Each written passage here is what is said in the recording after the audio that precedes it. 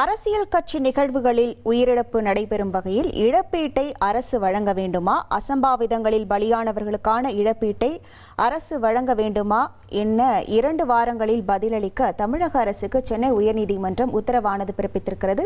விவரங்களோடு இணைகிறார் நமது செய்தியாளர் சுரேஷ். வணக்கம் சுரேஷ், எந்த வழக்கின் அடிப்படையில் இந்த உத்தரவு பிறப்பிக்கப்பட்டிருக்கிறது? விவரங்கள். வணக்கம்.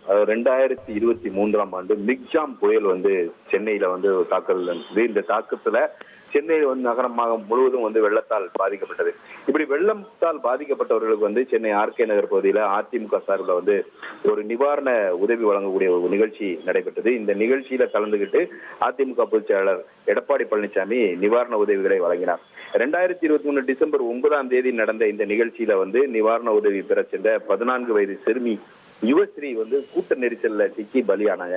இந்த சிறுமியினுடைய மரணத்துக்கு 50 லட்சம் ரூபாய் இழப்பீடு வழங்க வேண்டும் என்று யுவஸ்ரீயின் தந்தை சென்னை உயர்நீதிமன்றத்தில் வழக்கு தாக்கல் செய்திருந்தார். அந்த மனுல நாளொன்றுக்கு 500 ரூபாய் மட்டுமே சம்பாதிக்கக்கூடிய ஒரு கூலி தொழிலாளி நானு, அரசு மற்றும் காவல்துறையினருடைய அந்த ஒரு முறையான ஒரு ஏற்பாடுகள் செய்யாத காரணத்தினாலதான் இந்த ஒரு நெரிசல் ஏற்பட்டு இந்த ஒரு அசம்பாவித சம்பவம் நடந்திருக்குது.